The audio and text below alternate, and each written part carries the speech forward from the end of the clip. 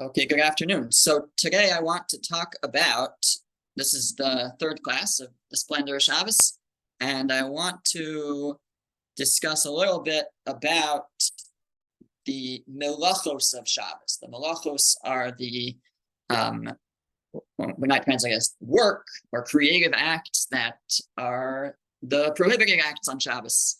What are we not allowed to do? And and again, we're not here to discuss the specifics and the halacha, the Jewish law, but rather to kind of give a conceptual understanding to why these things are forbidden, and hopefully a deeper understanding will enhance our observance and participation in our Shabbos experience. So after Moshe comes down from Mount Sinai after bringing back the second set of luchos, the second set of tablets. So the beginning of Parshas Vayakel, Moshe gathers the Jewish people and around him. And it says over there, if you look on the source sheet, source number 1, this is Shemos, Exodus chapter 35. Vayakel Moshe gathered all of the community of Israel, and he said to them, these are the things that the Lord has commanded you to make or to do. And then he says, 6 days work may be done, but on the 7th day you shall have sanctity, a day of complete rest to the Lord. Whoever performs work there on this day shall be put to death. And then he says, don't light a fire. And then he goes back to talking about building the Mishkan, the tabernacle, and it gives the Jewish people the commands to build the Mishkan. So this is Parshas Vayakel. Previous to this, Moshe has received all the commands from God. There were 2 parshas basically about that, Truma and Tetzaveh, and then in Vayakel is when he now gathers the people and tells them about building the Mishkan. But before he tells them about building the Mishkan, building the tabernacle, that the portable temple that they had in the desert, before he tells them about building it, he tells them about Shabbos. It's also interesting the way that if you read the verses carefully, it says that he said to them, these are the things that the Lord commanded you to make or to do, lasos osam, to do them. And then he says, work for 6 days. And but on the 7th day, it's a day of holiness, a Shabbos, and one should not work on that day. And then he goes back to telling them how to build the Mishkan. So what's going on here? We're talking about building the Mishkan, the tabernacle. We're talking about Shabbos. So the Midrash tells us that it's the second source. Rashi actually quotes this Midrash over there. The Midrash tells us that what's the intent over here?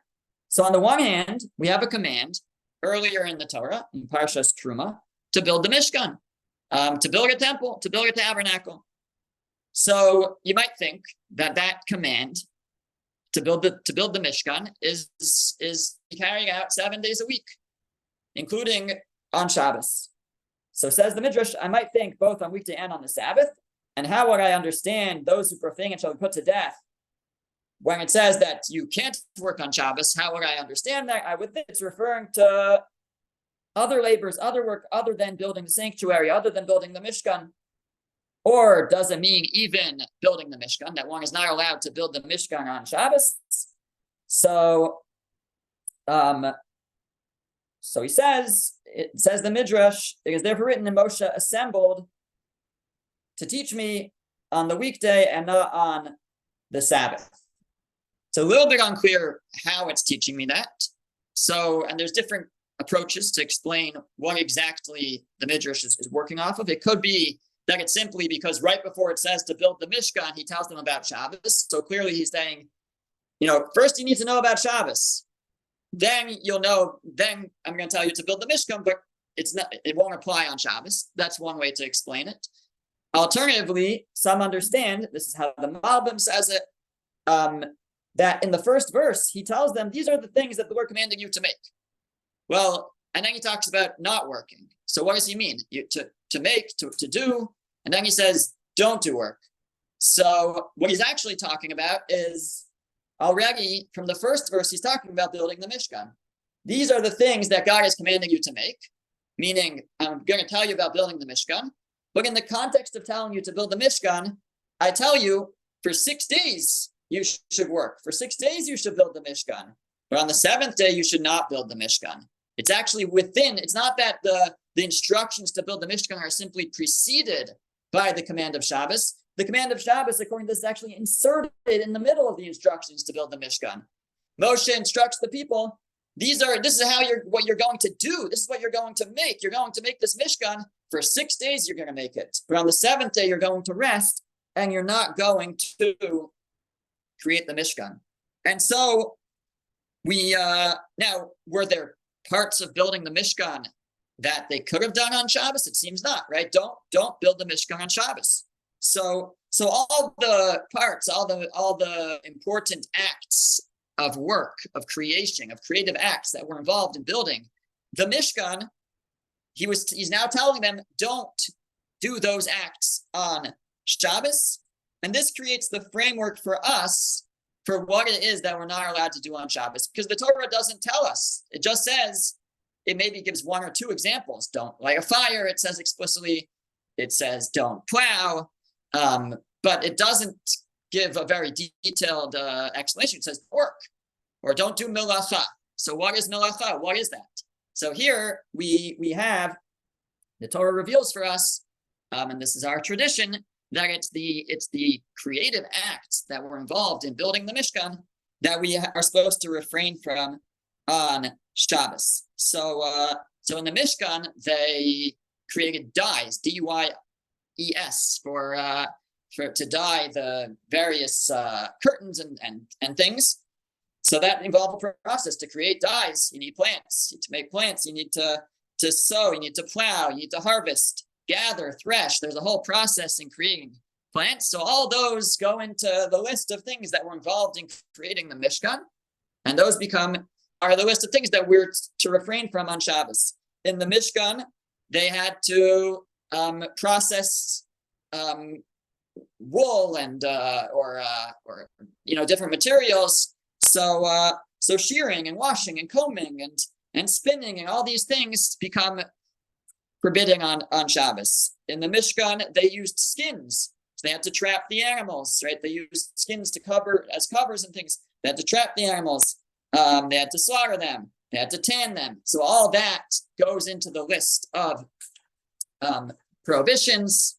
They were writing. They had to write things. They had to erase things to write more. They were building. They would sometimes make a mistake. They would demolish it in order to build it again. They would ignite fires. They would extinguish fires. All of these things were involved in the creation of the tabernacle, of the Mishkan. And so that becomes the list. And in our tradition, there are 39 categories of prohibited acts on Shabbos, of Melachos. And then there's subcategories that come from those. And by Torah law, all of those categories are constructive acts. The rabbis tacked on many other additional prohibitions to create a fence, to keep us at a distance from not violating any of the Torah prohibitions. But the Torah prohibitions are all creative acts. So even the destructive acts are specifically if it's destructive in order to become constructive. So destroying something on Shabbos by Torah law is completely permitted as long as it's not in order to create something else. There are certain, and often it's also actually rabbinically permitted even, but there are certain situations where the rabbis came and said, don't do this because you might come to violate the deoraisa, the Torah prohibition. Okay, so that's where we get our framework for what is forbidden on Shabbos, what's forbidden. And when we say don't work on Shabbos, we don't mean work. There are things that it's not saying don't strain yourself. There are very strenuous activities that are technically permitted on Shabbos, not necessarily recommended, but technically permitted, and certainly on a Torah level, and on by biblical law, but it's not so much work, it's these creative acts that were involved in creating the Mishkan, the tabernacle. That's what we're not allowed to do on Shabbos. And our question is why? Why specific, why are these the things that we can't do on Shabbos?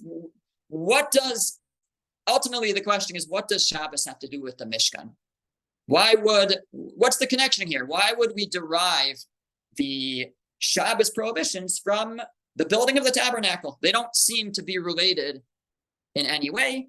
There was, of course, this beautiful tabernacle, this beautiful Mishkan that we built in the desert, and then we built a more permanent temple in Israel, the Beis Hamikdash.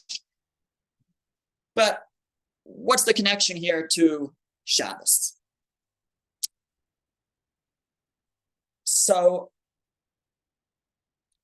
the truth is that one of the main ideas about Shabbos, as expressed in the Ten Commandments when it talks about Shabbos, is to remember the creation of the world, right? So in the Ten Commandments, we say, remember the Shabbos, work for 7 days, the seventh day should be a Shabbos. And why? It says because in 6 days, God created the heavens and the earth, and on the seventh day he rested, and therefore he sanctified the Shabbos. So it says the reason why we should sanctify the Shabbos and refrain from melacha, from these constructive activities, is because God created the world in 6 days, and on the seventh day he rested. It's interesting because it's not so clear what it is that we're trying to remember here. Are we trying to remember that God created the world? That would seem to be the most important thing. To remember that God created the world. God is the master of the universe. And we remember that by observing Shabbos. Well, if we want to remember that God created the world, maybe we should have a day of creation, a day where we build, a day where we try to do all 39 Melachos, try to build and create as much as we can. Then we'll remember that God, just as I'm creating today, God created the world. But that's not what we do. We rest because God rested from creating the world. So are we trying to remember that God rested, or are we trying to remember that God created the world? So which one is it? Or maybe it's both. So that's something that we'll have to keep in mind. But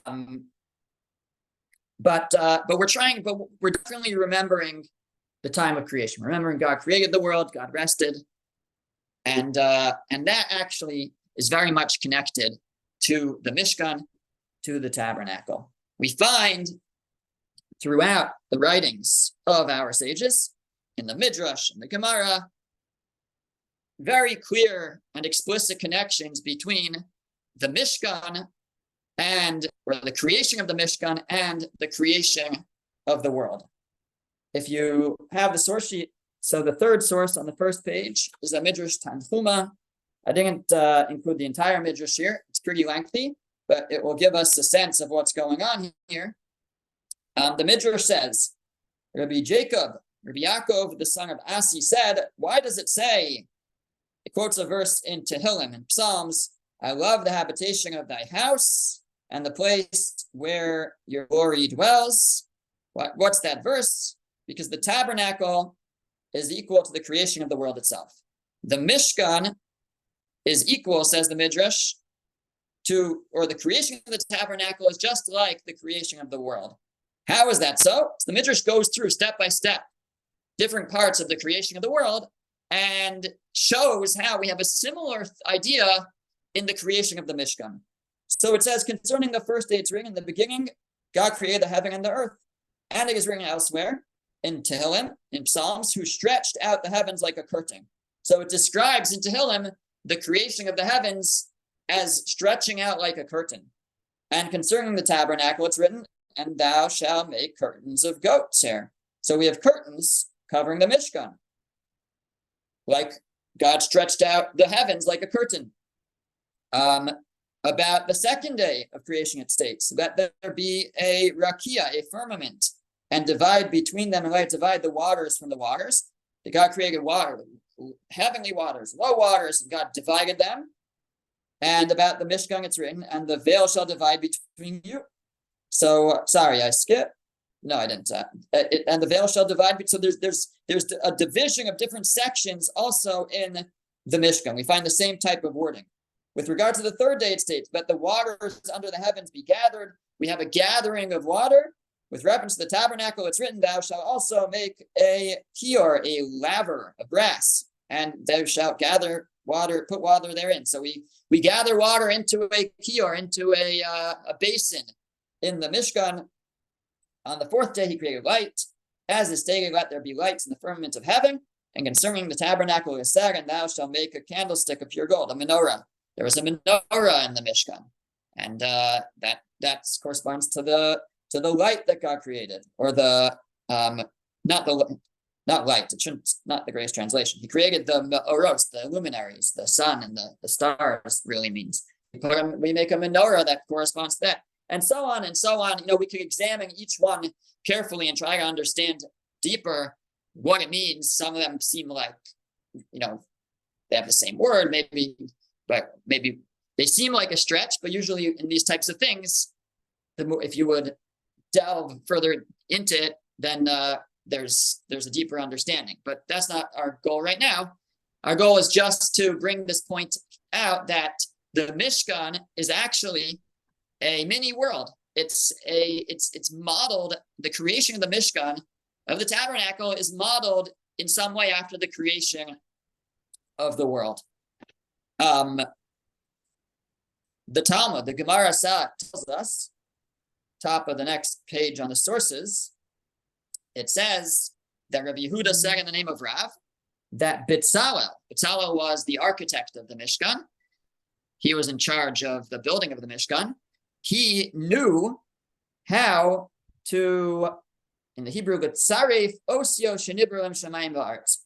He knew how to join together the letters with which heaven and earth were created. We have a tradition that, well, we know if you read the verses in Genesis and Bereshis, God creates the world with speech, with the Lashon HaKodesh, with the words of the holy tongue, right? And God said, "Let there be light," and there was light, etc. So there's a process of taking letters together, putting letters together to create. It's a deep, deep wisdom.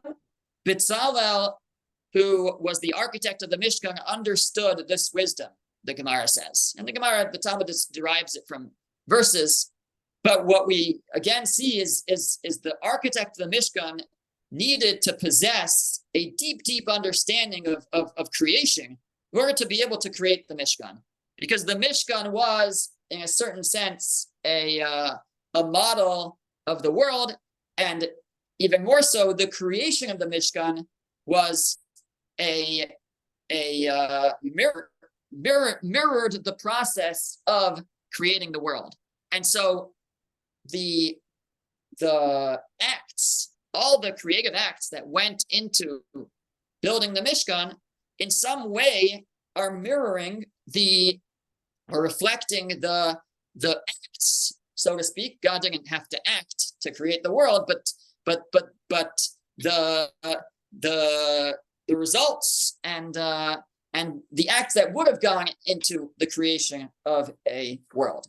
So based on this, the Be'er Yosef, Rav Yosef Salat, who was a rabbi in Jerusalem in the 1950s or so, so he suggests that we can now understand the connection between the Mishkan and Shabbos, because on Shabbos we are testifying and remembering, as it says, we are remembering that God created the world in 6 days and resting on the seventh day, and the Mishkan is really a reenactment of that creation. If we want to really model the act of God of creating and then resting, or for us, if we're to rest from the act of creation just as God did, so what is it that we need to rest from? What should we rest from? So it's not clear. We don't know what goes into creating a world that we would need to rest from. So we need to look at the Mishkan. we look at the building of the Mishkan, of the tabernacle, and that's where we can see what goes into creating the world. What goes into creating the world, apparently, are these 39 constructive acts that went into building the Mishkan.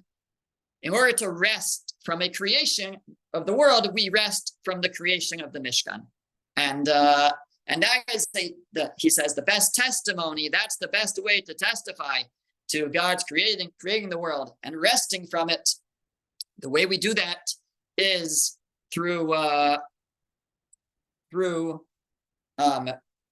creating 6 days, creating a Mishkan, doing the acts that were involved in creating the Mishkan, which is a model of the world. But if we want to rest from creation of the world, we have to rest from the acts that were involved in the creation of the world, which are the acts that were involved in the creation of the Mishkan.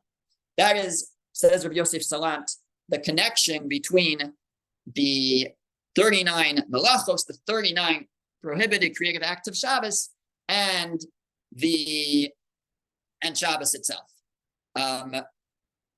So fine. So that's what Rabbi Yosef Salam says. Now he's not the first to make this connection of that the Mishkan is kind of a mini world, and that's how we connect it to Shabbos. He's also not the last. So more recently, Rabbi David Foreman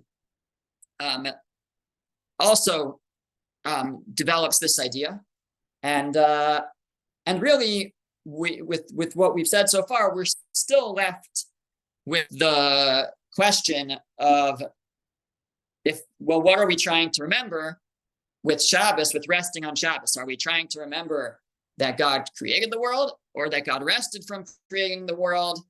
Again, it would seem, if we're trying to remember, if we're just testifying, if the point is to testify and have a weekly reminder that God created the world, then, like I said, seemingly it should suffice to have a day of creating, of doing all the acts that were involved in creating the world. So why is it that no, we have a day where we refrain from those acts and we rest from those acts? So I want to share with you Rabbi Foreman's thoughts on this, and gets a little bit deeper. And I've shared them before, so those who have learned with me for a long time, it may sound familiar, hopefully, but it's a very profound idea, and really takes this idea to the next level, this whole connection. So in the first place, like when we say that God rested, right? So God didn't need a rest, right? He's God. It's not like he tired himself out from from creating the world, and now he needed a breather. So there must be a reason for this day of rest that God takes. So Rabbi Foreman develops this idea as follows. So if we were to ask, what was significant about creating the world? What was the significance of God creating the world? So we might say, well, what are you talking about? Before the creation of the world, of the universe, there was nothing, and now there's a universe. How you don't get more significant than that, right? So that's like a tremendous significance, of tremendous change. That's about as dramatic a change in existence as you can imagine. It goes from nothing to something, from nothing to, from ayin to yesh, from nothingness to somethingness. So it doesn't get more dramatic than that. But in truth, says Rabbi Foreman, that's really only from our perspective. But from God's perspective, it's not really the case. If you were to ask from God's point of view, what was the significance of creating the world? So you can't say, well, before there was nothing, and afterwards there was something, because before creation there was God, there was everything, and God was doing just fine. And really, by creating existence, there wasn't more now in terms of God. It's not like there was more existence now. And if anything, it was a diminishment. The Kabbalists talk about an idea of tzimtzum. Tzimtzum means contraction, right?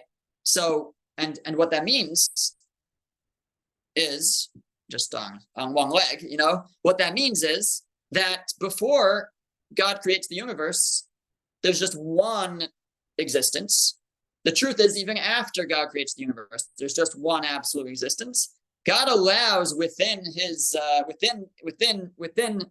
existence, he kind of makes a little space for something else to exist. He contracts himself, allowing for something else to exist. The way Nefesh HaChaim explains Tzimtzum, Reb Chaim of Voloshinger, is it's that God allows for another existence where he's hidden, where we can't see him. How is that possible that God can be hidden from us? But he is, right? We don't always see him.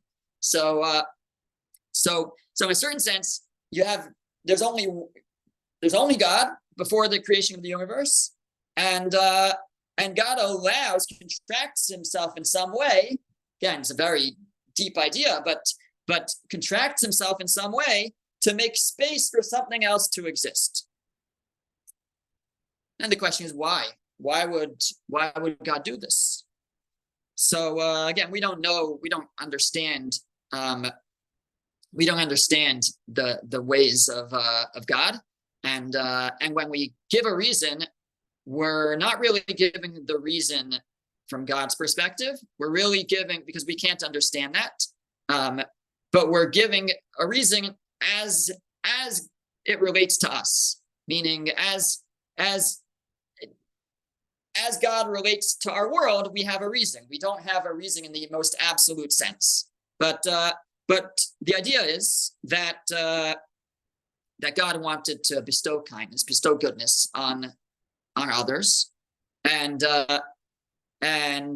in order to do so, well, he had to create that other. He had to create those beings, and those beings would possess free will, and that way those beings could have the free will to connect themselves to God, and but that being needed a place, needed a world to exist in. It needed an environment in order to exist, right? If God had just created souls or people or whatever, right, but without giving us this environment of a universe, so then there would be no free will. Like if the person or the soul was just with God, then the truth is so clear and absolute. There's no free will. In order to have free will, and free will is important, because in order for the person to, this creation, which is mankind, in order for mankind to get the ultimate reward from God, which is what God wants to give. God wants to give the ultimate pleasure. In his ultimate goodness and kindness, he wants to give the ultimate pleasure. The ultimate pleasure has to be earned. It's not as much of a pleasure if it's not earned. So in order to earn it, in order to earn that connection, that ultimate pleasure of connecting to God, there has to be free will. In order to have free will, God can't just put us in his place. We have to have our own environment where we could be tested. And so God creates from within himself this place, this universe where we could be tested and where he's hidden. And in a certain sense, that's the most miraculous part of creation, is that God is mitzamtzim. God hides himself and contracts himself in that we can't see him. Now, this process of creating a universe for mankind to grow and develop in is similar to a womb. A womb for a mother is the only organ, the only place in the human body that's not for themselves. every organ is there to nourish the life of that person, except for the womb. The womb is there to create and to be an environment where another being can be nourished and developed. And so this world, this universe within God, so to speak, is similar to that idea. It's created, the entire universe of space and time and everything is not there because God needs it. God does not live within those boundaries. It's there for us to develop. And then God creates this human, and he creates mankind in the image of God, as we know. And what do we mean that we're in the image of God? So again, there's different ways to understand that. Rabbi Foreman says what it means is that he creates us in a way that we can do something similar to God. We can also create an environment for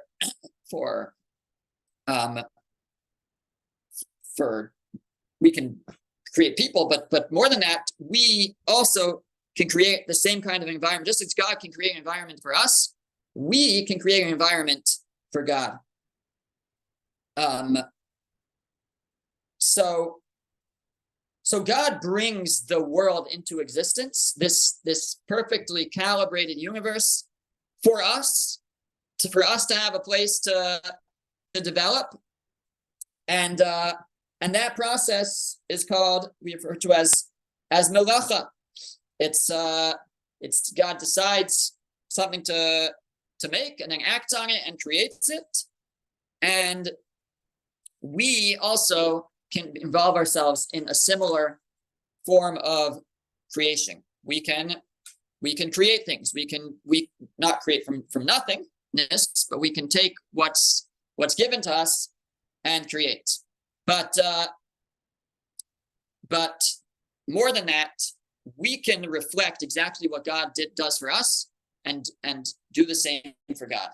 God carves out from within his world, so to speak, a place for mankind, and then he gives us the power. And this is maybe the aspect of Tselem Elokim, the image of God.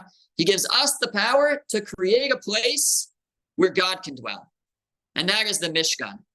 That is the tabernacle. He empowers us to create a place for him. And so much of the Torah focuses on that. And so just like when God creates the universe, he says, I'm going to give you out of my great space, my existence, I'm going to create a place for you. So too, we can do the same thing. We can take a place in our universe and make it a place for God to dwell. Now, just like when God creates an environment for us, there are certain laws for how it's for us to survive, for us to exist. There has to be oxygen and there are laws of physics and gravity and all types of things that allow for us to exist within our earth, within the universe. So too, in order for God to dwell in the place that we create for him, there are laws. There's laws of purity and impurity. There were specific, the Mishkan, the tabernacle, and the temple had to be built in specific ways. And had to be maintained in specific ways. So those are, so to speak, almost like the laws of physics of for God to be able to dwell in that place. And we observe them, we keep them in order to allow for God to dwell within that place. Like we said, the Mishkan is a mini world.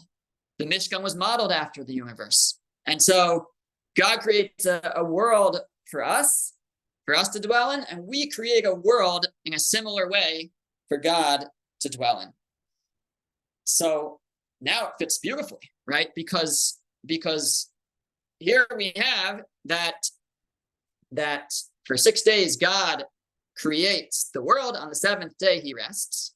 So when he tells us that you too should do the same thing, you too should make, just as I make a dwelling place for you, you are to make a dwelling place for me. 6 days, if we go back to the verses we started with, Moshe gathers the people and he says, this is how you're going to build the Mishkan.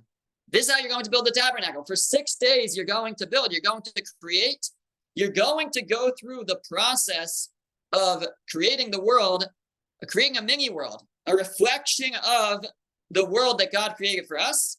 The difference is that this world that you're going to create is going to be a place for God. It's going to be a dwelling place for the Shekhinah, for God's presence to come down. And in that way, we're really B'Tselem Elokim. We're in the image of God. He empowers us to do just as he did. And so come the seventh day, just as God rests from creating the world on the seventh day, so too, he instructs us to rest from creating that Mishkan on the seventh day. I'll pause just a second to take a question. Just don't forget to unmute. Yeah, it's Linda Zerndorfer. So my question is this the way Hashem sort of gets his space back? Gathers his space because he gave us his space. You said like he sort of, I don't know, I can't remember the word you used, but he sort of like shrunk a little to give us space. But the purpose of this space is to serve him. And in that way, we're getting it back to him. Is that the way of thinking about it? I think it's a fair way to think about it.